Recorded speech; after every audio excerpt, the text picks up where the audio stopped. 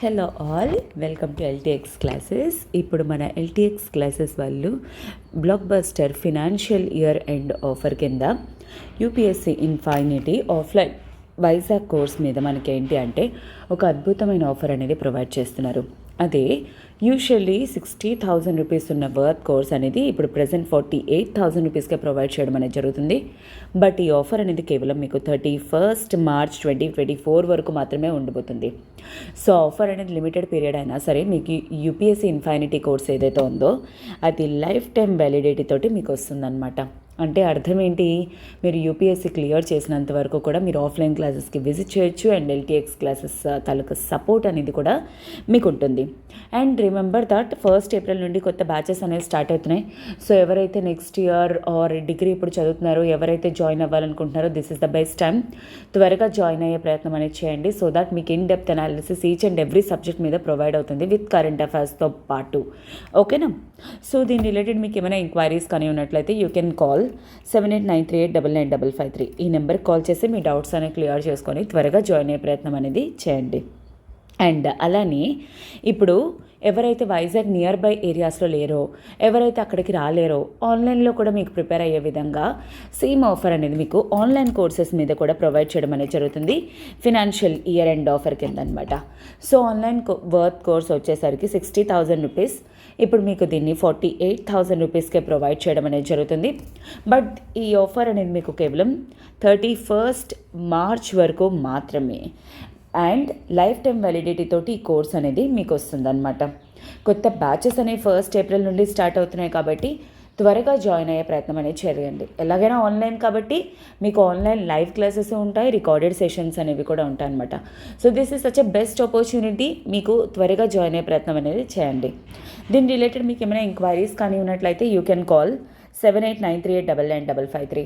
ఈ number call చేసి మీ doubts అనేవి క్లియర్ చేసుకొని త్వరగా జాయిన్ అయ్యే ప్రయత్నం అనేది చేయండి. ఓకేనా? Yes. So welcome to LTX classes and ఈరోజు డేట్ వచ్చేసరికి 24th March 2024. ఈరోజు ద హిందూ అనాలిసిస్ అనేది కవర్ చేయబోతుంది శాంతి మేడం. ఓకే, సో ఈరోజు ఫస్ట్ ఆర్టికల్ ఏంటి అనేది చూసేద్దాం. ఫస్ట్ ఆర్టికల్ మనకి ఏంటి అంటే ఈరోజు 9 former MLAs of current assembly join BJP in Himachal Pradesh. So ఈ యొక్క పర్టికులర్ ఆర్టికల్ అనేది నేను ఢిల్లీ ఎడిషన్లో ఫస్ట్ పేజ్ నుండి చూస్ చేసుకోవడం అనేది జరిగింది. సో మిగతా ఆర్టికల్స్ వచ్చేసరికి మనకి అన్నీ related to poll bonds and Arvind Kejriwal గారి దిస్ లిక్కర్ కేస్ అండ్ ఈ కోర్టులో పెడుతున్న రిక్వెస్ట్ కానీ ఎట్సెట్రా వీటన్నిటి గురించి కూడా ఉన్నాయన్నమాట. బట్ ఈ యొక్క ఆర్టికల్ మనకి ఏంటి అంటే this is something related to UPSC పర్స్పెక్టివ్లో మనకి చాలా ఇంపార్టెంట్ అనమాట. ఈ ఆర్టికల్ మనకి ఎలా GS 2లో కాన్స్టిట్యూషన్ పాలిటీ పర్స్పెక్టివ్లో మనకి హైలీ ఇంపార్టెంట్ అనమాట. ఇది పొలిటికల్ ఇష్యూ కింద మనం చూసేదానికంటే మనకి GS 2లో ఏ విధంగా ఇంపార్టెంట్ అనేది చూడటానికి ట్రై చేద్దాం. ఇది పాలిటీ పర్స్పెక్టివ్లో యాంటీ డిఫెక్షన్ అనే పర్స్పెక్టివ్లో చాలా ఇంపార్టెంట్ అనమాట. Okay, so first of all ఈ ఆర్టికల్ గురించి మీరు తెలుసుకునే ముందు ఒక చిన్న విషయాన్ని తెలుసుకోవడానికి ట్రై చేయండి. డిఫెక్షన్ అంటే ఏంటి అనేది మీకు ఫస్ట్ ఆఫ్ ఆల్ తెలియాలన్నమాట. సో ఒక పర్టికులర్ ఎమ్మెల్యే కానీ ఆర్ MP కానీ ఏదైనా ఒక particular seat or political party నుండి విన్ అయ్యారనమాట. కాకపోతే గవర్నమెంట్ ఫార్మ్ అయిన తర్వాత, ఓకే, గవర్నమెంట్ ఫార్మేషన్ తర్వాత ఏంటి అంటే వీళ్ళు ఈ పొలిటికల్ పార్టీ నుండి ఇంకొక అదర్ పొలిటికల్ పార్టీకి కానీ ఒకవేళ వాళ్ళు మారిపోతే దాన్నే డిఫెక్షన్ అని చెప్పేసి అంటారనమాట. సో అయితే వాట్ హ్యాపెండ్ 1970s 80s ఆ పర్టికులర్ టైం పీరియడ్లో చాలా వరకు కూడాను ఏంటి రూలింగ్ గవర్నమెంట్స్ అనేవి చేంజ్ అవుతూ ఉండేవి. ఎవరైతే అపోజిషన్ పార్టీ వాళ్ళు ఉన్నారో ఈ అపోజిషన్ పార్టీ వాళ్ళు కానీ రూలింగ్ పార్టీ వాళ్ళకి షిఫ్ట్ అయిపోవడం కానీ, రూలింగ్ పార్టీ అంటే ఎవరైనా ఎమ్మెల్యేస్ ఆర్ MPs నెంబర్స్ కానీ తక్కువ ఉన్నాయనుకోండి అటు నుండి ఇటు నుండి అటు వెళ్ళిపోవడం అనేది జరుగుతూ ఉండేవి. సో దానివల్ల ఏంటి అంటే what is the biggest issue with this lack of stability in the government. Okay, government stability అనేది ఉండేది కాదు. దీన్ని ఎన్ష్యూర్ చేయడానికి స్టెబిలిటీ ఆఫ్ ద గవర్నమెంట్, ఎందుకంటే ఇప్పుడు చాలా వరకు ఏంటి ఎమ్మెల్యేస్ ఎంపీస్ వీళ్ళు ఏంటి అంటే మినిస్ట్రీ ఇస్తారు లేకపోతే ఏదో ఒకటి ఇస్తారు కదా అని చెప్పేసి గెలిచిన పార్టీలోకి వెళ్ళిపోవడం, అపోజిషన్ పొలిటికల్ పార్టీలోని అలాగా ఆపేయడం, దానివల్ల ఏంటంటే చాలా ప్రాబ్లమ్స్ అనేవి క్రియేట్ అవుతున్నాయి. అందుకు దీన్ని అడ్రస్ చేయడానికి అని చెప్పేసి ఏంటి పార్లమెంట్ 1985లో, ఓకే, 1985లోని 10th షెడ్యూల్ అనేది కాన్స్టిట్యూషన్లోకి పాస్ చేయడం అనేది జరిగింది. ఈ 10th షెడ్యూలే దేనికోసం? Anti defection. యాంటీ డిఫెక్షన్ అంటే అర్థం ఏంటి? ఈ డిఫెక్షన్ అనేది జరగకుండా ఉండడం కోసం అని చెప్పేసి పాస్ చేసిన ఒక లాని యాంటీ డిఫెక్షన్ అంటారు.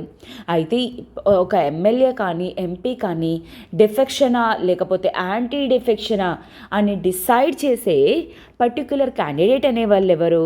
Respective speaker or chairman. Okay, for example లోక్సభలో కానీ స్టేట్ లెజిస్లేటివ్ అసెంబ్లీస్లో అనుకోండి స్పీకర్ డెసిషన్ తీసుకుంటారు, లేదా ఫర్ ఎగ్జాంపుల్ రాజ్యసభల్లో కానీ లేదా అంటే ఏ స్టేట్కి అయితే లెజిస్లేటివ్ కౌన్సిల్స్ ఉన్నాయో ఆ కౌన్సిల్స్లోని చైర్మన్ ఆర్ చైర్పర్సన్స్ అనేవాళ్ళు తీసుకుంటారనమాట.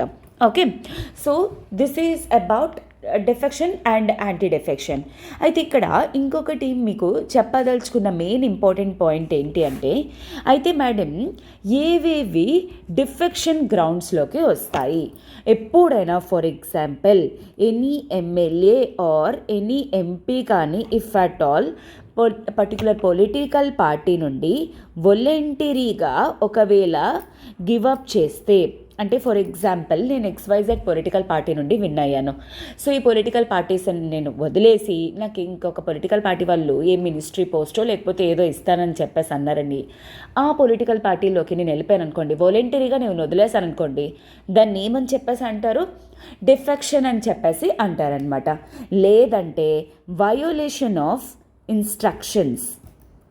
వయోలేషన్ ఆఫ్ ఇన్స్ట్రక్షన్స్ ఇదేంటిది? ఫర్ ఎగ్జాంపుల్ ఇప్పుడు నేను ఏబీసీ అనే పొలిటికల్ పార్టీ, ఈ లీడర్ ఏంటి అంటే నాకు ఈ పర్టికులర్ బిల్ అనేది ఇప్పుడు ఈ గవర్నమెంట్ పాస్ చేస్తున్నారు, ఆ బిల్ని మనం అపోజ్ చేద్దాం, నువ్వు ఎగెన్స్ట్గా అంటే నో అని చెప్పేసి చెప్పు అన్నారు. కాకపోతే నేనేం చేస్తాను? ఎస్ అని చెప్పేసి ఓటేస్తాను, అంటే రూలింగ్ గవర్నమెంట్కి ఫేవరబుల్గా నేను ఏ పార్టీలో అయితే ఉన్నానో వాళ్ళకి ఎగెన్స్ట్గా. అలాంటప్పుడు ఏంటి? Violation of instructions. నా పొలిటికల్ పార్టీ నాకు ఏదైతే ఇన్స్ట్రక్షన్స్ ఇచ్చిందో నేను ఫాలో అవ్వలేదనుకోండి, అలాంటప్పుడు ఏమవుతుంది? That is called as particularly defection అని చెప్పేసి అనొచ్చు అనమాట. అండ్ అలానే ఎలెక్టెడ్ మెంబర్ అంటే ఎవరైనా elected members for example independent members అనుకోండి, అంటే ఏ పొలిటికల్ పార్టీ మెంబర్స్ కాదు, ఇండిపెండెంట్గా పోటీ చేశారనుకోండి, వాళ్ళు ఒకవేళ ఏదైనా పొలిటికల్ పార్టీలోకి షిఫ్ట్ అయ్యారనుకోండి, దాన్ని కూడా డిఫెక్షన్ అని చెప్పేసి అంటారు. ఇంకొకటి నామినేటెడ్ మెంబర్స్, గవర్నర్కి స్టేట్ లెవెల్లో అండ్ పార్లమెంట్లోని ప్రెసిడెంట్కి కొంతమంది నామినేట్ చేసే కెపాసిటీ అనేది ఉంటుందన్నమాట, అటు రాజ్యసభకు కానీ ఇటు లెజిస్లేటివ్ కౌన్సిల్స్లో కానీ. సో అలాంటి నామినేటెడ్ మెంబర్స్ ఎవరైనా సరే 6 months తర్వాత ఏదైనా పొలిటికల్ పార్టీలోకి వాళ్ళు వెళ్ళారనుకోండి, that is also considered as defection అనమాట. సో ఇవన్నీ కూడా డిఫెక్షన్ అని చెప్పేసి అంటారు బేసికలీ. అయితే మేడం డిఫెక్షన్ కానిదేంటి? So for example like a political party వాళ్ళు ఎవరైనా సరే, అంటే ఇప్పుడు ఏబీసీ పొలిటికల్ పార్టీ ఉన్నారు, దీంట్లో 1/3 మెంబర్స్ ఒకవేళ XYZలోకి వెళ్ళిపోదాం అని డిసైడ్ అయితే then that can be considered as merger but not defection. Okay, so this is about this particular anti defection గురించి అనమాట. సో ఈ పర్టికులర్ పాయింట్ గురించి మీకు ఎక్స్ప్లెయిన్ చేయడం కోసం అని చెప్పేసి నేను ఇది తీసుకొని చెప్పడం జరిగింది. అయితే మేడం ఇక్కడ ఎక్కడా కూడా యాంటీ డిఫెక్షన్ అనే వర్డ్ యూజ్ చేయలేదు, మీరేమో 10th షెడ్యూల్ అంటున్నారు, పాలిటీ పర్స్పెక్టివ్లోకి తీసుకెళ్ళిపారు. So this is what UPSC focuses on అనమాట. డైరెక్ట్గా యూజ్ చేసిన పేపర్లో యూజ్ చేసిన వర్డ్స్ మనకు వస్తాయని లేకపోతే మనం తెలుసుకోవాలనేది కాదు. ఏదైనా ఒక పర్టికులర్ ఆర్టికల్ ఉందంటే అది మనకి ఎలా ఇంపార్టెంట్ అనేది మనం తెలుసుకోగలిగితే దాట్ డే మనం ఏంటి అంటే యూపీఎస్సీ రావడానికి ఎలిజిబుల్ అనమాట. ఫర్ ఎగ్జాంపుల్ లైక్ ఇక్కడ ఏంటి 9 former MLAs of current assembly. ఇక్కడ హిమాచల్ ప్రదేశ్లోని ఒక 9 ఎమ్మెల్యేస్ అనమాట. ప్రజెంట్ కాంగ్రెస్ గవర్నమెంట్ అనేది ఉండింది హిమాచల్ ప్రదేశ్లో. వాళ్ళు ఎక్కడికి బీజేపీకి షిఫ్ట్ అవ్వడం అనేది జరిగింది.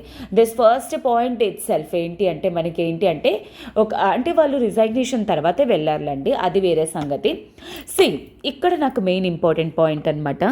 ద 6 కాంగ్రెస్ ఎమ్మెల్యేస్ ఎవరైతే ఉన్నారో who had cross voted in favor of the BJP in the Rajya Sabha poll on February 27 were disqualified on the grounds of their absence from the assembly when the state budget and the finance bill were being put to the vote.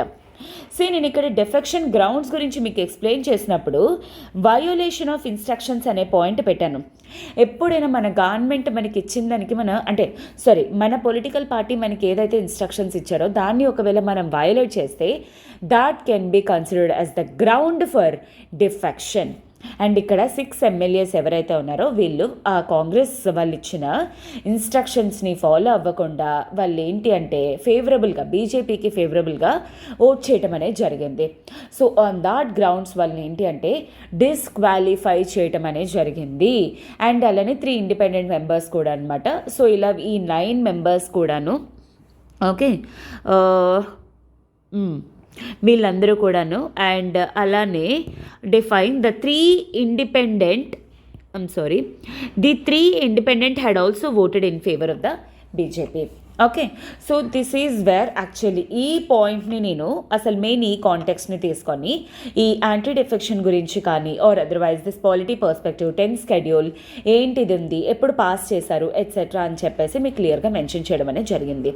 గుర్తుపెట్టుకోండి, ఏ grounds ఒకవేళ voluntary resigning కానీ లేదంటే violation of instructions కానీ any elected member కానీ nominated member కానీ ఒకవేళ if at all వాళ్ళు rules and loss కానీ వయోలేట్ చేస్తే అలాంటప్పుడు డిఫెక్షన్ అని చెప్పేసి అంటారు. డిఫెక్షనా కాదా అని సోల్లీ డెసిషన్ తీసుకునే కెపాసిటీ అనేది ఎవరికి ఉంటుంది? స్పీకర్ ఇంకా చైర్మన్కి అలాంటి డెసిషన్ అనేది ఉంటుందన్నమాట. And this is under judicial review. Okay, judicial review అంటే అర్థం ఏంటి? స్పీకర్ తీసుకున్న ఏ డెసిషన్ అయినా సరే మనం కోర్టులో కేసు అనేది ఫైల్ చేయొచ్చు. Okay, that is actually important from this article. I hope this is very much clear for you and I'm moving to the next article. AP has become the drug capital of India, says Sharmila. And second article, TMC dubbed CBI raids on properties of Moitra as vendetta politics. So ఇక్కడ నేను 2 articles ఒకేసారి చూస్ చేసుకోవడం అనేది జరిగింది. These 2 articles which are related to corruption related అనమాట. అయితే ఈ కరప్షన్ రిలేటెడ్ ఈ రెండిట్లోని కామన్ థింగ్ ఒకవేళ మీరు అబ్జర్వ్ చేసినట్లయితే that is related to CBI. So here comes importance వచ్చేసరికి మనకి ఎక్కడ ఏ పర్స్పెక్టివ్లో GS perspective and GS paper 2లోని మనకి ఏంటి అంటే వేరియస్ బాడీస్ అండ్ దేర్ మ్యాండేట్లో ఇంపార్టెంట్ అనమాట. అంటే మనకి ఏ బాడీస్ అనేవి ఉన్నాయి, ఏ విధంగా పనిచేస్తాయి ఏంటి అనే పర్స్పెక్టివ్ మనకి ఇంపార్టెంట్. సో ఫస్ట్ ఆర్టికల్ వచ్చేసరికి ఆంధ్రప్రదేశ్లోని కాంగ్రెస్ కమిటీ తాలూకా ప్రెసిడెంట్ వైఎస్ షర్మిల గారు ఏమన్నారంటే రీసెంట్గా ఏంటి అంటే విశాఖపట్నం పోర్ట్లోకి ఆల్మోస్ట్ ఏదో కేజీయో 500 గ్రాములో లేకపోతే ఇంకేదో కాదు 25,000 kgs ఆఫ్ అంటే suspected to be mixed with drugs అనమాట విశాఖపట్నం పోర్ట్లోకి ఎంటర్ అవ్వడం అనేది జరిగింది. సో ఇక్కడ షీ కన్సిడర్డ్ తను ఏం చెప్పారు అంటే వైఎస్ఆర్సీపీ అంటే ఏపీలోని present government and the TDP and the BJP feign ignorance resort to political blame game. So వీళ్ళందరి తాలూకా సపోర్ట్ అనేది లేకుండా అంటే national level support state level support లేకుండా ఆల్మోస్ట్ 25,000 kgs తాలూకా డ్రగ్స్ అనేవి విశాఖపట్నంలోకి ఏ విధంగా ఎంటర్ అవుతుంది. This shows that actually what it shows this Andhra Pradesh is becoming the drug capital of India అని చెప్పేసి షర్మిల గారు అంటున్నారనమాట. సో అదంతా మనం పక్కన పెట్టేద్దాం. సో అదంతా పక్కన పెడితే the important thing is like ఇది మెయిన్ వచ్చేసరికి ఏంటి అంటే now this all being seized by central bureau of investigation CBI here it is my main point. And అలానే సెకండ్ ఆర్టికల్ ఒకవేళ మీరు చూసుకున్నట్లయితే తృణమూల్ కాంగ్రెస్ అనమాట. తృణమూల్ కాంగ్రెస్లోని వేరియస్ లీడర్స్ హెడ్ అంటే తమిళనాడులోని పొలిటికల్ పార్టీస్ అనమాట. వీళ్ళ మీద కంటిన్యూస్గా సిబిఐ రైడ్స్ అనేవి జరుగుతున్నాయి అన్నమాట. సో అయితే దానికి టీఎంసీ తాలూకా లీడర్ ఏమని చెప్పేసి అన్నారు, సెంట్రల్ ఏజెన్సీస్ని బీజేపీ వాళ్ళు అంటే సెంట్రల్ గవర్నమెంట్ వాళ్ళు మిస్యూజ్ చేసుకుంటున్నారు. ఓకే, అంటే లోక్సభ ఎలక్షన్స్ ముందు ఉంటుండే టైంలోని ఇప్పుడు ఎవరైతే వాళ్ళకి అపోజ్గా ఉంటున్నారో అలాంటి పొలిటికల్ పార్టీస్ వాళ్ళ మీదకి సిబిఐ రైడ్స్ అనేవి చేస్తున్నారు అనే విషయాన్ని మెన్షన్ చేయడం అనేది జరిగింది. And this is also related to corruption అనమాట. సో ఆ పర్స్పెక్టివ్లోని ఇప్పుడు మనకి సిబిఐ రిలేటెడ్ మనం తెలుసుకోవడం అనేది హైలీ ఇంపార్టెంట్ అనమాట. ఈ సిబిఐ అనేది ఏంటి, central bureau of investigation, central bureau of investigation అనమాట. ఇది ప్రీమియర్ నేషనల్ లెవెల్లోని ప్రీమియం ఇన్వెస్టిగేషన్ ఏజెన్సీ అనమాట. ఇన్వెస్టిగేషన్ ఏజెన్సీ ఎందుకంటే వీళ్ళ తాలూకా అంటే కన్విక్షన్ రేట్ అనేది ఆల్మోస్ట్ 60-7% కన్విక్షన్ రేట్ అనేది ఉంటుంది. High body and this is actually central body అనమాట. దీన్ని ఎలా క్రియేట్ చేయడం అనేది జరిగింది, 1962-64లోని సంతానం కమిటీని అపాయింట్ చేయడం అనేది జరిగింది in order to tackle corruption and things and all. ఈ సంతానం కమిటీ రికమెండేషన్స్ బేసిస్ పైన క్రియేట్ చేసిన ఒక బాడీని సిబిఐ అనే బాడీ అనమాట. ఓకేనా, అయితే ఏ విధంగా క్రియేట్ చేయడం అనేది జరిగింది, పార్లమెంట్ అనేది దీనికోసం ఏ యాక్ట్ అనేది పాస్ చేయలేదన్నమాట. Delhi special police establishment act. Okay, Delhi special police DSPSC act అనమాట 1946. ఈ యాక్ట్ని బేస్ చేసుకొని సిబిఐని క్రియేట్ చేయడం అనేది జరిగింది. సో ఇక్కడ ఒక ఇంపార్టెంట్ పాయింట్ మీరు గుర్తుపెట్టుకోవాల్సింది ఏంటి అంటే, అయితే మేడం యాక్ట్ నుండి క్రియేట్ చేశారు కదా, దీన్ని మోస్ట్లీ స్టాట్యుటరీ బాడీ అని అంటారు కదా. No, CBI is not a constitutional body. Okay, and అలానే not a statutory body. Okay, ఎందుకంటే ఈ యాక్ట్ని బేస్ చేసుకొని, అంటే అర్థం ఏంటి, సిబిఐ ఇక్కడ రేడ్ చేస్తుంది లేకపోతే అక్కడ రేడ్ చేస్తుంది అని ఏదైనా చేస్తుంది అంటే ఎస్పెషల్లీ దీనికి పవర్స్ అనేవి ఈ యాక్ట్ నుండి వస్తున్నాయి, కానీ బాడీ మాత్రం దీని నుండి క్రియేట్ అవ్వలేదు. This is just an executive body అనమాట.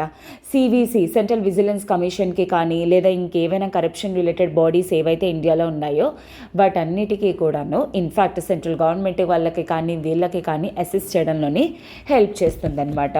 అయితే ఇది ఏ యాక్ట్స్ అంటే ఏ థింగ్స్ అనేవి ఇన్వెస్టిగేషన్ అనేది చేస్తుంది, mostly like anti corruption cases.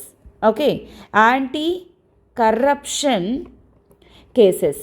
Corruption అంటే ఏంటి, బ్రైబ్స్ తీసుకొని చేయటం అనమాట. ఏదైనా పని కరప్షన్ చేయడం కానీ సెంట్రల్ గవర్నమెంట్ వాళ్ళు కానీ పబ్లిక్ సెక్టర్ వాళ్ళు లేకపోతే ఏ గవర్నమెంట్ బాడీ మెంబర్స్ ఎవరైనా సరే కరప్షన్ చేశారు అంటే వాటి రిలేటెడ్ ఇప్పుడు చెప్పాను కదా. సో దట్ ఈజ్ టీఎంసీ వాళ్ళు ఇలా కన్సిడర్ చేస్తున్నారు ఎట్సెట్రా అని చెప్పేసి యాంటీ కరప్షన్ కేసెస్ గురించి కానీ ఎకనామిక్ క్రైమ్స్ అనమాట.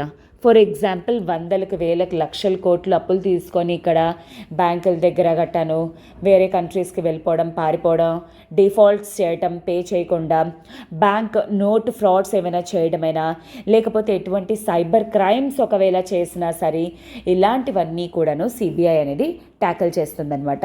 అండ్ అలానే స్పెషల్ క్రైమ్స్ కూడాను స్పెషల్ క్రైమ్స్ అంటే ఏంటి?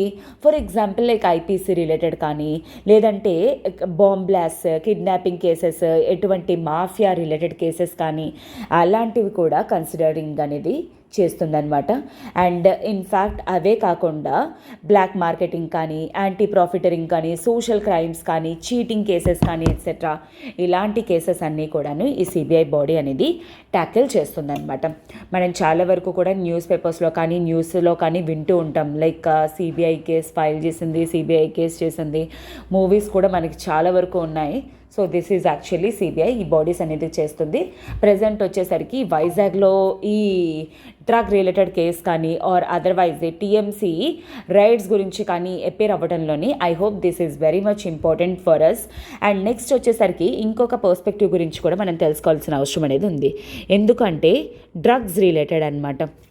సో యాక్చువల్లీ డ్రగ్స్ రిలేటెడ్ కూడా మనకి హైలీ ఇంపార్టెంట్, ఓకేనా. యాజ్ ఇండియా అనేది ఎస్పెషల్లీ 2 పార్ట్స్కి మధ్యలో శాండ్విచ్ అయిపోయి ఉందన్నమాట. ఒకటి వచ్చేసరికి గోల్డెన్ క్రెసెంట్ అండ్ ఇంకొకటి వచ్చేసరికి గోల్డెన్ ట్రయాంగిల్ అనమాట. సో ఇఫ్ అట్ ఆల్ మీరు ఇండియాకి వెస్ట్ సైడ్ అబ్జర్వ్ చేసినట్లయితే పాకిస్తాన్, ఆఫ్ఘనిస్తాన్, ఇరాన్, అండ్ ఇండియాకి ఈస్ట్ సైడ్లోకి వచ్చేసరికి Thailand, Myanmar, Vietnam and Laos. ఈ గోల్డెన్ క్రెసెంట్కి ట్రయాంగిల్కి మధ్య ఎగ్జాక్ట్లీ ఇండియా అనేది ఉండడం వల్ల చాలా వరకు అటు నార్త్ ఈస్ట్ నుండి ఇటు లెఫ్ట్ సైడ్ నుండి మనకి పంజాబ్, హర్యానా ఏరియాస్ నుండి చాలా వరకు కూడా డ్రగ్స్ అనేవి ఇండియాలోకి ఎంటర్ అవ్వడానికి హై స్కోప్ అనేది దొరుకుతుందన్నమాట. అండ్ ఇవి ఎలా ఎంటర్ అవుతున్నాయి ఏంటి అనేది గవర్నమెంట్ వేరియస్ స్కీమ్స్, మెషర్స్ అనేవి చేస్తుంది ఎట్సెట్రా అవంతా కూడా చేస్తుంది, బట్ స్టిల్ ఇండియాలోకి ఎంటర్ అవుతుంది. అండ్ ఇందాక కూడా మనం విశాఖపట్నం పోర్ట్లోకి కూడా అది రావడం అనేది మనం చూసాము. ఎనీవేస్ అదేంటి అంటే ఇప్పటికీ మిక్స్డ్ విత్ డ్రగ్స్ అని ఎట్సెట్రా అని చెప్తున్నారు. But what we need to know about ఈ డ్రగ్స్ గురించి వచ్చేసరికి, okay. So this comes drugs అనేవి డ్రగ్స్ మాన్పించడం గురించి కానీ, డ్రగ్స్ రిలేటెడ్ కానీ ఎట్సెట్రా స్కీమ్స్, పాలసీస్ ఇవన్నీ కూడా ఇంప్లిమెంట్ చేసేది ఎవరు? Ministry of social justice and empowerment. ఇది ఒకటి మెయిన్ గుర్తుపెట్టుకోండి. అయితే what are the different things అంటే మనకి డ్రగ్స్ అని చెప్పేసి వేటేటిని అంటారు. ఫర్ ఎగ్జాంపుల్ లైక్ క్యానబీస్ కానీ, లేదు అంటే ఒపియాయిడ్స్ కానీ, అండ్ అలానే కొకైన్ కానీ, అండ్ అలానే సెడేటివ్స్, ఫర్ ఎగ్జాంపుల్ ఆల్కహాల్ కానీ, అండ్ అలానే ఇన్హలెన్స్ కానీ, హాల్యూసినోజన్స్ కానీ, okay. These all are like examples of drugs అనమాట. చాలా వరకు మనం చూస్తుంటాం కదా మత్తు పదార్థాలు అనేవి, ఈ పౌడర్స్ ఎట్సెట్రా, అవి 1 గ్రామ్ తీసుకుంటేనే చాలు ఒక మనిషి తాలూకా హెల్త్ని పాడు చేస్తుంది. అలాంటిది ఆల్మోస్ట్ 25,000 కేజీలు బ్రెజిల్ నుండి వచ్చిందంటే just think over that, okay. So these are like and government especially దీనికోసం అని చెప్పేసి ministry of social justice and empowerment వాళ్ళు ఏం చేస్తున్నారు ఎస్పెషల్లీ వచ్చేసరికి మనకి ఏంటి అంటే లైక్ నాషా ముక్త్ భారత్ అని చెప్పేసి, అంటే డ్రగ్ ఫ్రీ ఇండియా అని చెప్పేసి అనమాట. ఇండియా అనేది డ్రగ్స్ నుండి ఫ్రీ అయిపోవాలి అని చెప్పేసి దీనికోసమని ఒక యాక్షన్ ప్లాన్ని కూడా తయారు చేయడం అనేది జరిగింది. ఏ విధంగా డ్రగ్స్ అనేది రెడ్యూస్ చేయాలి అండ్ తర్వాత అవి ఎంట్రీ అవ్వనివ్వకుండా ఉండడం, ఎవరైతే డ్రగ్స్కి అడిక్ట్ అవుతున్నారో ఎట్సెట్రా వాళ్ళందరికీ కూడా కౌన్సిలింగ్ సెషన్స్ అనేవి పెంచడం కానీ ఎట్సెట్రా ఇదంతా కూడాను. ఇది మెయిన్ నాషా ముక్త్ భారత్ అనేది గుర్తుపెట్టుకోండి. దీన్ని ఇంప్లిమెంట్ చేస్తుంది కూడా ఎవరు? Ministry of social justice and empowerment. అది మాత్రం గుర్తుపెట్టుకోవడానికి ట్రై చేయండి, ఓకేనా. So for this I chose those 2 articles అనమాట. ఇక్కడ మీకు ఒక క్వశ్చన్ ఏంటి అంటే వై డూ లైక్ మోస్ట్లీ మనం అబ్జర్వ్ చేసినట్లయితే కాలేజ్ పిల్లలు కానీ అండ్ తర్వాత చాలా వరకు యూత్ ఏంటి అంటే డ్రగ్స్కి చాలా వరకు అడిక్ట్ అయిపోతున్నారనమాట. అయితే నేను మీకు అడిగే క్వశ్చన్ ఈరోజు ఏంటి అంటే వై యాక్చువల్లీ ఎప్పుడు యూత్ అసలు మెయిన్ డ్రగ్స్కి అడిక్ట్ అవ్వడానికి గల మెయిన్ రీజన్స్ 2 రీజన్స్ అనేవి నాకు కింద కామెంట్ బాక్స్లో మెన్షన్ చేయడానికి ట్రై చేయండి. దిస్ ఈజ్ లైక్ మీకు ఒక యాక్టివిటీ అనేది నేను ప్రొవైడ్ చేస్తున్నాను. ఎందుకోసం ఈ విధంగా మీరు ఆలోచించడానికి ట్రై చేస్తారు, ప్రతి ఒక్క ఆర్టికల్ కూడా ఇలా ఆలోచించాలా, ఇది దీని నుండి వస్తుందా అనేది మీకు కూడా డెవలప్ అవ్వడానికి అనమాట, ఓకేనా. I hope this is very much clear for you and I'm moving to the next articles. But before that ఒక చిన్న అనౌన్స్మెంట్.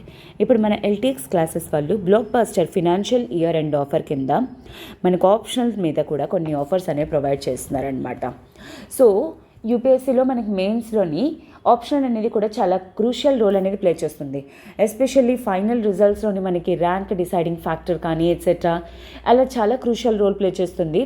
సో అందుకే దీని రిలేటెడ్ మనం ఈచ్ అండ్ ఎవ్రీథింగ్ని కూడాను చాలా పర్ఫెక్ట్గా ప్రిపేర్ అవ్వడం విత్ ఆన్సర్స్ తోటి పర్ఫెక్ట్ డేటా ఎట్సెట్రా ఇలాంటివన్నీ కూడాను అలా మీరు పర్ఫెక్ట్గా ప్రిపేర్ అవ్వాలి విత్ మీకు మార్క్స్తో కూడా కావాలి అనుకుంటే LTX is the best option అనమాట. అండ్ అది కూడాను ఈ టైంలో జాయిన్ అవ్వడం అనేది కూడా మీకు చాలా మంచి ఆపర్చునిటీ. బికాజ్ యూజువల్లీ 30,000 రూపీస్ ఉన్న వర్త్ కోర్స్ అనేది మీకు 22,500 రూపీస్కే ప్రజెంట్ ప్రొవైడ్ చేస్తున్నారనమాట. This is such a beautiful opportunity. త్వరగా జాయిన్ అయ్యే ప్రయత్నం అనేది చేయండి. అండ్ ఈ ఆఫర్ అనేది మీకు కేవలం 31st మార్చ్ వరకు మాత్రమే ఉండబోతుంది. That to with life time validity opportunity అనమాట. అంటే అర్థం ఏంటి, మీరు యూపీఎస్సీ క్లియర్ చేసినంత వరకు కూడా ఎల్టీఎక్స్ క్లాసెస్లోని ఆప్షనల్ రిలేటెడ్ కూడా మీరేంటి అంటే మీరు సపోర్ట్ అనేది ఎల్టీఎక్స్ క్లాసెస్ వాళ్ళది తీసుకోవచ్చు. ఇక్కడ మన ఎల్టీఎక్స్ క్లాసెస్లోని political science, international relations, sociology, anthropology, public administration, Telugu literature ఈ 5 ఆప్షనల్స్ అనేవి ప్రొవైడ్ చేస్తున్నారు. అండ్ దీని రిలేటెడ్ మీకు ఏమైనా ఎంక్వైరీస్ కానీ ఉన్నట్లయితే యూ కెన్ కాల్ 7893899553. ఈ నెంబర్కి కాల్ చేసి మీ డౌట్స్ అనేవి క్లియర్ చేసుకొని త్వరగా జాయిన్ అయ్యే ప్రయత్నం అనేది చేయండి. And moving to the next article, that is Aam Aadmi party makes caste census a poll plank in Assam. So again this is like మనకి ఏంటి అంటే పొలిటికల్ ఇష్యూ అనమాట. అస్సాంలోని actually Aam Aadmi political party వాళ్ళు ఏమంటున్నారు ప్రజెంట్ వచ్చేసరికి ఇక్కడ ఏంటి అంటే ఇప్పుడు ఇది జరగాలి అంటే కాస్ట్ సెన్సెస్ అనేది జరగాలి ఎట్సెట్రా అని చెప్పేసి డిస్కస్ చేస్తున్నారు. బీజేపీ వాళ్ళు ఏమంటున్నారంటే అపోజిషన్ పొలిటికల్ పార్టీ వాళ్ళు బీజేపీ వాళ్ళు వీళ్ళందరూ కూడా ఏమంటున్నారంటే this is like poll plank అని చెప్పేసి అంటే దీన్ని ఒక వాళ్ళు విన్ అవ్వడానికి యూజ్ చేస్తున్న ఒక థింగ్ అని చెప్పేసి మ్యానిపులేషన్ చేస్తున్నారు ఎట్సెట్రా అని చెప్పేసి క్రిటిసైజ్ చేస్తున్నారు. వాట్ ఎవర్ దట్, బట్ మనకి ఏ విధంగా ఇంపార్టెంట్ అంటే ఇక్కడ మీరు ఒకవేళ యూజ్ అంటే అబ్జర్వ్ చేసినట్లయితే కాస్ట్ సెన్సెస్ అనే వర్డ్ యూజ్ చేయడం అనేది జరిగింది. సో సెన్సెస్ అంటే ఏంటి, కాస్ట్ సెన్సెస్ అంటే ఏంటి అనేది ఇప్పుడు తెలుసుకుందాం. ఎప్పుడు స్టార్ట్ అయ్యింది, ఎప్పుడు జరుగుతుంది, ఇప్పటి వరకు ఏమైనా జరుగుతుందా అనే విషయాన్ని కూడా మనం తెలుసుకోవడానికి ట్రై చేద్దాం. బిఫోర్ దట్ ఇది పేపర్లో important GS1 population and associated ఇష్యూస్లో ఇంపార్టెంట్. అండ్ అలానే GS2లోని పాలసీస్ అండ్ ప్రోగ్రామ్ ఇంప్లిమెంటేషన్లో కూడా మనకి చాలా ఇంపార్టెంట్ అనమాట. అయితే లైక్ ఇండియాలోని జనాభా అనే వాళ్ళు ఉంటారు. ఈ జనాభా లెక్కలు ఏదైతే ఉంటుందో దాన్నే సెన్సస్ అని అంటారు. అయితే సెన్సస్ అనేది ఎందుకు ఇంపార్టెంట్, బికాజ్ ఏ కంట్రీలోనైనా సరే ప్రజలు అనేవాళ్ళు ఎంతమంది ఉన్నారు, గవర్నమెంట్ ఏ విధంగా పాలసీస్ ప్రిపేర్ చేయాలి, వాళ్ళు ఎంతమందికి బెనిఫిట్స్ అనేవి ప్రొవైడ్ చేయాలి, ఏ విధంగా రిసోర్స్ మొబిలైజేషన్ అనేది చెయ్యాలి అంటే అసలు కంట్రీలోని జనాభా అనే వాళ్ళు ఎంతమంది ఉన్నారో తెలియాలి. దానికోసమనే సెన్సెస్ అనేది కండక్ట్ చేస్తారు. అయితే దీన్ని స్టార్ట్ చేసింది ఎవరు, 1881లోని బ్రిటిష్ గవర్నమెంట్ వాళ్ళు, బ్రిటిష్ ఇండియన్ గవర్నమెంట్ వాళ్ళు దీన్ని స్టార్ట్ చేయడం అనేది జరిగిందనమాట. ఆ తర్వాత నుండి ఎవ్రీ ఇయర్ కూడా కండక్ట్ చేస్తూనే ఉన్నారు అన్నమాట. అయితే you need to remember that census అనేది ఎవ్రీ 10 yearsకి వన్స్ జరిగే ప్రాసెస్ అన్నమాట. ఓకేనా. సో యాక్చువల్లీ ఏంటంటే పాలసీ మేకర్స్కి కానీ లేకపోతే డీలిమిటేషన్ కోసం కానీ హెల్ప్ అవుతుందన్నమాట. అండ్ తర్వాత ఇండిపెండెన్స్ అనేది వచ్చిన తర్వాత ఆ తర్వాత నుండి ఎవ్రీ ఇయర్ 1951, 61, 71 ఎట్సెట్రా ఇలాగా ఎవ్రీ ఇయర్ కూడా జరుగుతూ వస్తుంది. అండ్ లాస్ట్ టైం మనకేంటి 2021లో జరిగి ఉండాలి, కాకపోతే due to Covid pandemic, okay, ఈ పాండమిక్ వల్ల ఈ ఇయర్ 2021లోని ఈ ఎక్సర్సైజ్ అనేది అవ్వలేదు. ఇది సెన్సెస్ గురించి. అపార్ట్ ఫ్రమ్ దాట్ ఇక్కడ వర్డ్ యూజ్ చేసింది ఏంటి, కాస్ట్ సెన్సెస్ అనే వర్డ్ యూజ్ చేయడం అనేది జరిగింది. కాస్ట్ సెన్సెస్ అంటే ఏంటి, ఫర్ ఎగ్జాంపుల్ లైక్ ప్రజలు అంటే సెన్సెస్ అనేది on the basis of cost పైన అనమాట. ఫర్ ఎగ్జాంపుల్ లైక్ ఏబిసిడి అనే మెంబర్స్ ఉన్నారు, నలుగురు ఈ స్టేట్లో ఉన్నారు, అది తెలుసుకోవడం వేరు. కానీ ఏ అనేవాడు ఎక్స్, బి అనేవాడు వై కమ్యూనిటీ, సి అనేవాడు ఎక్స్, డి అనేవాడు వై కమ్యూనిటీ. అంటే 2x కాస్ట్ వాళ్ళు 2y కమ్యూనిటీ వాళ్ళు ఉన్నారు ఒక పర్టికులర్ ఏరియాలో అని చెప్పేదాన్ని కాస్ట్ సెన్సస్ అని చెప్పేసి అంటున్నారనమాట. అయితే ఇది ఎందుకు important? First of all for the first time దీన్ని 1931లో చేశారు, అంటే బిఫోర్ ఇండిపెండెన్స్. ఆ తర్వాత ఎప్పుడూ కూడా చేయలేదన్నమాట. దీని గురించి కంటిన్యూస్ డిస్కషన్స్ అనేవి జరుగుతున్నాయి. ఎందుకంటే ఇఫ్ అట్ ఆల్ ఇలా కానీ జరిగినట్లయితే కాస్ట్ పాలిటిక్స్ జరుగుతుంది అని చెప్పేసి. ఫర్ ఎగ్జాంపుల్ లైక్ ఈ పర్టికులర్ ఏరియాలోని ఓబీసీ డామినేటెడ్ ఉన్నారు, లేదా ఈ పర్టికులర్ ఏరియాలోని ఓసీ కమ్యూనిటీ వాళ్ళు డామినెంట్లో ఉన్నారు. వాళ్ళకి ఫేవరబుల్గా పాలసీస్ అవి తీసుకొని రావడం కానీ చేయటం కానీ అలాంటివన్నీ కూడా ఉంటాయని చెప్పేసి ఈ కాస్ట్ సెన్సస్ అనేది ఎవరు కూడా హోల్డ్ చేయట్లేదన్నమాట. ఓకేనా? సో అయితే సెన్సస్ అనేది సెన్సస్ యాక్ట్ ప్రకారంగా జరుగుతుందన్నమాట. This is highly confidential. Whereas ఈ కాస్ట్ సెన్సస్ ఏదైతే ఉందో this is actually for the benefit of government అనమాట.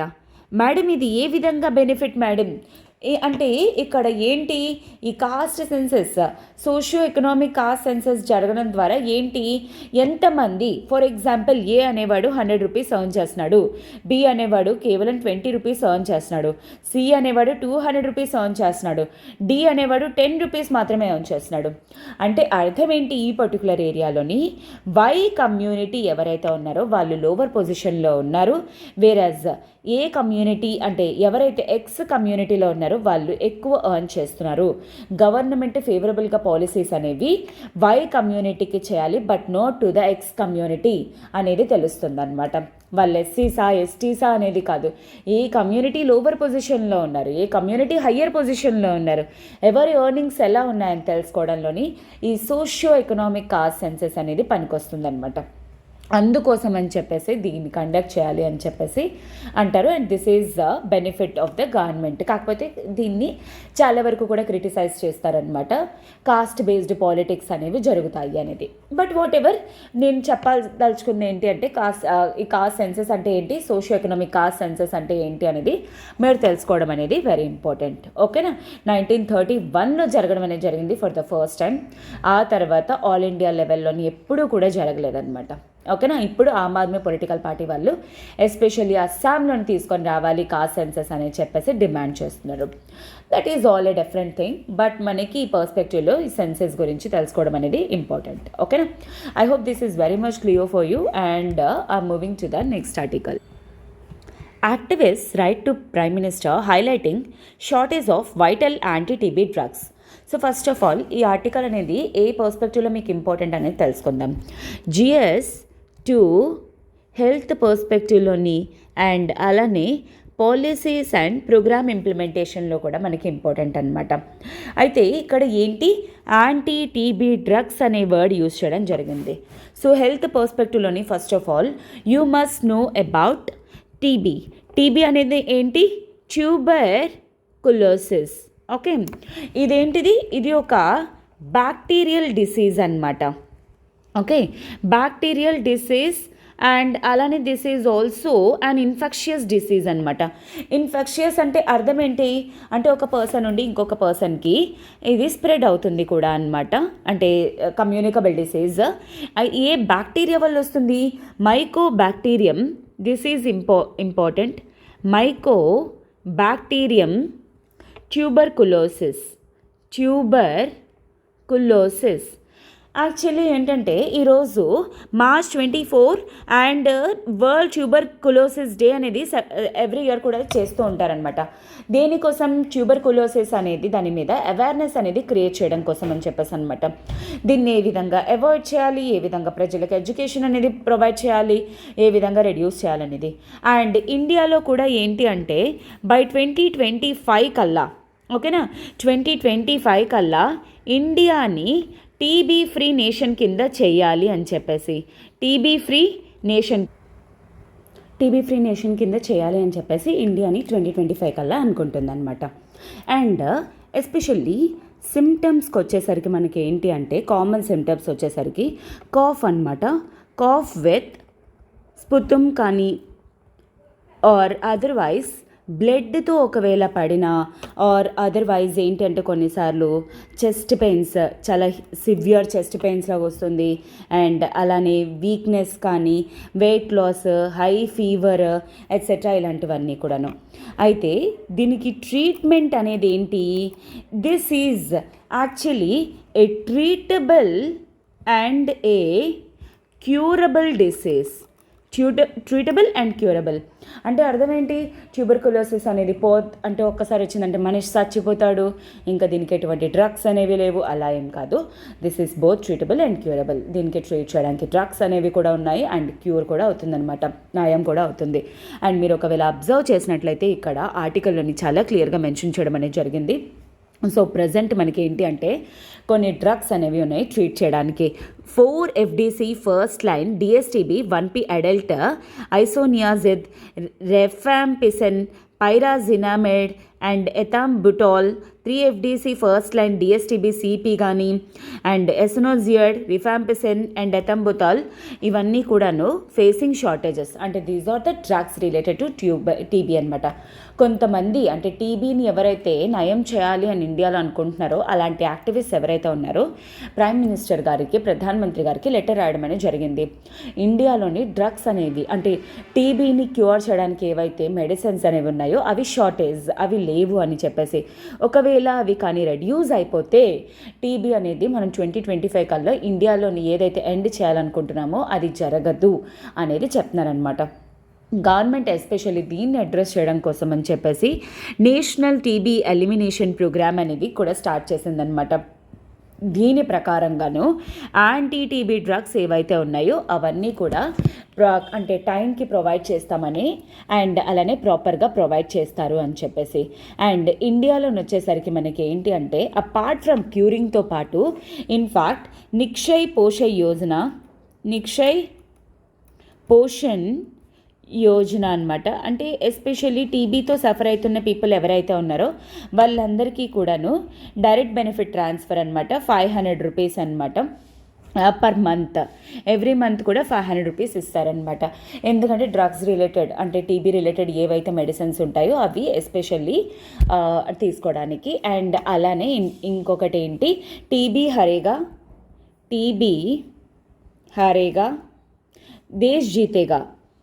దేశ్ జీతేగా అనే క్యాంపెయిన్ కూడా రన్ చేస్తున్నారు అవేర్నెస్ కోసం అని చెప్పేసి అనమాట. అండ్ March 24 ఈరోజు ఏదైతే ఉందో టీబీ వరల్డ్ ట్యూబర్కులోసిస్ డే అనమాట. ఎందుకు ట్యూబర్కులోసిస్ అనేది ఎండ్ చేయడం కోసం, అవేర్నెస్ క్రియేషన్ కోసం అని చెప్పేసి అనమాట. టీబీని హరిస్తాము, దేశాన్ని గెలుస్తామని చెప్పేసి క్యాంపెయిన్ కూడా రన్ చేస్తున్నారనమాట. Tuberculosis elimination programme by 2025 year అనేది కూడా గుర్తుపెట్టుకోవడానికి ట్రై చేయండి. And these are all the drugs. ఈ ఆర్టికల్లో కూడా మనకి అదే ఇంపార్టెంట్ అనమాట, గుర్తుపెట్టుకోవడానికి ట్రై చేయండి. And this is all about this article and I'm moving to the next article. Hong Kong's new national security law comes into force. Actually ఇది మనకి ఏ విధంగా ఇంపార్టెంట్, GS2లో ఇంటర్నేషనల్ రిలేషన్స్లో కానీ ఇంటర్నేషనల్ రిలేటెడ్ లాస్ కానీ ఆర్ రూల్స్ కానీ వాటిల్లోనే మనకి ఇంపార్టెంట్ అనమాట. అయితే ఇఫ్ అట్ ఆల్ మీరు అబ్జర్వ్ GS1లో జోగ్రఫీ పర్స్పెక్టివ్లో కూడా హాంకాంగ్ ఎక్కడ ఉంది ఏంటి అనేది. సో క్లాస్ అయిపోయిన తర్వాత మ్యాప్ పాయింటింగ్ ఓపెన్ చేసి ఒకసారి చూడటానికి ట్రై చేయండి. సో హాంకాంగ్ అనేది వెరీ రీసెంట్లీ ఒక కొత్త నేషనల్ సెక్యూరిటీ లా అనేది పాస్ చేసిందనమాట. సో ఇలా ఒకవేళ పాస్ చేసినట్లయితే దాన్ని మనం ఏమని చెప్పేసి అంటాము, సెక్యూరిటీ ఆర్డినెన్స్ అనమాట. ఆర్డినెన్స్ అంటే ఏంటి, ఇండియాలోనే ఒకవేళ మీరు అబ్జర్వ్ చేసినట్లయితే ఆర్డినెన్స్ అంటే ప్రెసిడెంట్ కానీ గవర్నర్ కానీ apart from legislature law making కానీ చేస్తే ఆర్డినెన్స్ అంటారు. సో ఇమ్మీడియట్ ఎఫెక్ట్ తోటి హాంకాంగ్ కూడా ఒక లా అనేది తీసుకొచ్చిందనమాట. దాన్ని వీళ్ళు సెక్యూరిటీ ఆర్డినెన్స్ కింద కన్సిడర్ చేస్తున్నారు. అయితే ఇదేంటి అంటే ఈ లా ప్రకారంగా ఎవరైతే అంటే హాంకాంగ్లో ఉన్న పీపుల్ ఎవరైతే ట్రెషన్ కానీ ఇన్సర్రక్షన్ కానీ చేసినట్లయితే ఈ రెండిట్లో ఎవరైనా సరే ఏదైనా కమిట్ చేస్తే వాళ్ళకి అప్ టు లైఫ్ టైం ఇంప్రిషన్మెంట్ అనేది ఉంటుంది. అంటే అర్థం ఏంటి, జీవితాంతం జైల్లో వేస్తారనమాట. ఇప్పటికొచ్చి ఈ లాని బేస్ చేసుకొని ఒక 300 పీపుల్ వరకు కూడాను జైల్లో వేయటం అనేది జరిగింది. అయితే మేడం ఇంతకీ ట్రెషన్ అండ్ ఇన్సరెక్షన్ అంటే అర్థం ఏంటి అంటే, లిటరల్గా చెప్పాలి అంటే దేశద్రోహం.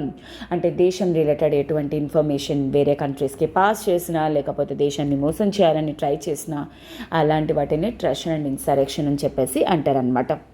ఈ లా ఏదైతే ఉందో that is commonly referred to as article 23 అనమాట. 5 categories of national security crimes అనేవి ఉంటాయన్నమాట. ఫర్ ఎగ్జాంపుల్ లైక్ ట్రెషన్ కానీ, ఇన్సరెక్షన్, నేషనల్ ఇంటిగ్రిటీ వయలేట్ అనేవి కానీ, డిఫెన్స్ రిలేటెడ్ కానీ, ఇలాంటివి ఏవైనా సరే ఒకవేళ వయలేట్ చేసినట్లయితే up to life time imprisonment కానీ, ఇన్ఫ్యాక్ట్ డెత్ పనిష్మెంట్స్ కానీ ప్రొవైడ్ చేస్తూ ఈ న్యూ నేషనల్ సెక్యూరిటీ లాని ఇమ్మీడియట్ ఎఫెక్ట్ తోటి హాంకాంగ్ అనేది పాస్ చేయడం అనేది జరిగింది. అయితే మేడం హాంకాంగ్ పాస్ చేసింది, దాని సెక్యూరిటీ లా ఎట్సెట్రా మనం ఎందుకు డిస్కస్ చేయాలి? Why? Because like United States కానీ, యూరోపియన్ యూనియన్ కానీ, జపాన్, బ్రిటన్ వీళ్ళందరూ కూడాను ఏదైతే ఈ లా అనేది ఉండిందో అది దీన్ని హైలీ క్రిటిసైజ్ చేయటం అనేది జరిగింది. ఎస్పెషల్లీ ఎందుకంటే ఒకవేళ ఇలాంటి ఒక లాస్ కానీ పాస్ చేసినట్లయితే especially in fact damage the rights and freedoms of those in the people. హాంకాంగ్లో ప్రజలు ఎవరైతే ఉంటారో వాళ్ళకి రైట్స్ అనేవి వాళ్ళవి వయోలేట్ అవుతుందాయి అని చెప్పేసి చెప్పడం అనేది జరిగిందనమాట. ఓకే, ఎందుకంటే ఫర్ ఎగ్జాంపుల్ లైక్ నేషన్కి అపోజిట్గా మాట్లాడారనుకోండి, అంటే హాంకాంగ్ గవర్నమెంట్ వాళ్ళు ఏదో లా తీసుకొచ్చారు లేదా పాలసీ తీసుకొచ్చారు, దాన్ని క్రిటిసైజ్ చేశారనుకోండి, సో నేషనల్ సెక్యూరిటీ లా ప్రకారం మిమ్మల్ని తీసుకెళ్ళిపోతున్నాం. బికాస్ ట్రెషన్ అంటే ఏంటి, ఇన్సరెక్షన్ అంటే ఏంటి అనేది మీనింగ్ ఉండదు, అన్ని దేశద్రోహాలే అని చెప్పేసి అనొచ్చు అనమాట. ఇలాంటి వాటి వల్ల డిస్సెంట్ అనేది వయోలేట్ అవుతుంది, రైట్స్ అనేవి ఉండవు, అండ్ హాంకాంగ్ తాలూకా రెప్యుటేషన్ అనేది కూడా ఇంటర్నేషనల్ ఫినాన్షియల్ హబ్లో రెడ్యూస్ అవుతుంది అని చెప్పేసి డిస్కస్ చేయడం అనేది జరిగింది. So as India is like global promoter of democracy, ప్రజల తాలూకా రైట్స్ కానీ, article 21 freedom of speech, right to life కానీ, 19 ప్రకారంగా freedom of speech and expression కానీ, ఇవన్నీ కూడా మనం ప్రాపగేట్ చేస్తూ ఉంటాం. ఆ పర్స్పెక్టివ్లోని I felt that this is important to discuss అనమాట. ఓకేనా? I hope these all are important articles from today's paper అనమాట. అండ్ దీని బేసిస్ బట్టి ఒక క్వశ్చన్ అనేది ఫ్రేమ్ చేయడానికి ట్రై చేద్దాం. బట్ బిఫోర్ దాట్ ఒక చిన్న అనౌన్స్మెంట్. ఇప్పుడు మన ఎల్టీఎక్స్ క్లాసెస్ వాళ్ళు blockbuster financial year end offer కింద UPSC infinity offline Vizag and infinity online మీద కొన్ని ఆఫర్స్ అనేవి ప్రొవైడ్ చేస్తున్నారు. అది యూజువల్లీ 60,000 రూపీస్ ఉన్న వర్త్ కోర్స్ అనేది 48,000 రూపీస్కే ప్రొవైడ్ చేయడం అనేది జరుగుతుంది. బట్ ఈ ఆఫర్ అనేది మీకు కేవలం 31st మార్చ్ వరకు మాత్రమే ఉండబోతుంది అనమాట. అండ్ మీకు ఈ కోర్సెస్ అనేవి లైఫ్ టైం వ్యాలిడిటీ తోటి వస్తాయి. దీని రిలేటెడ్ మీకు ఏమైనా ఇన్ఫర్మేషన్ కావాలి అనుకుంటే యూ కెన్ కాల్ 7893899553. ఈ నెంబర్కి కాల్ చేసి మీ డౌట్స్ అనేవి క్లియర్ చేసుకొని త్వరగా జాయిన్ అయ్యే ప్రయత్నం అనేది చేయండి. ఓకేనా? So I'm moving to the next article. Question of the day: consider the following statements regarding tuberculosis. I think చాలామంది ఎక్స్పెక్ట్ చేసే ఉంటారు నేను దీని మీద క్వశ్చన్ ఫ్రేమ్ చేస్తాను అనేది. This is the bacterial non-infectious disease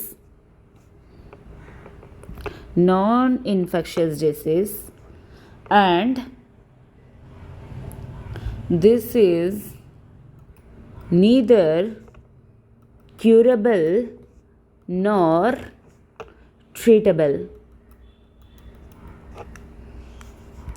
Which of the following are